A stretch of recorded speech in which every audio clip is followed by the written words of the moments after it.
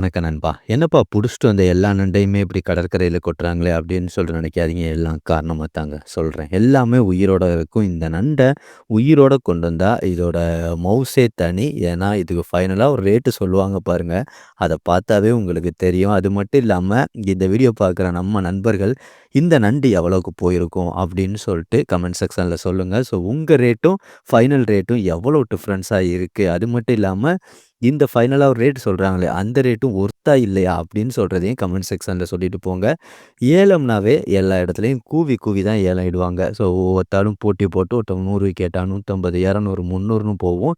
இங்க என்னன்னு பார்த்தீங்கன்னா, யார் என்ன கேட்குறாங்கன்னு யாருக்குமே தெரியாது. ஒவ்வொருத்தவங்களும் சைலண்டா தெரியுதுங்களா?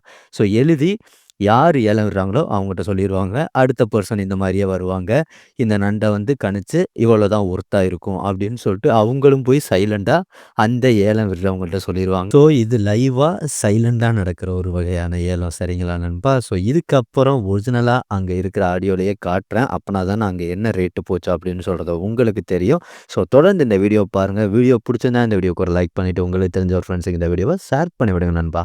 ஒரு செல்லு உலகமா எடுக்கிறாப்புல, அது பொய்லாம் இல்லை.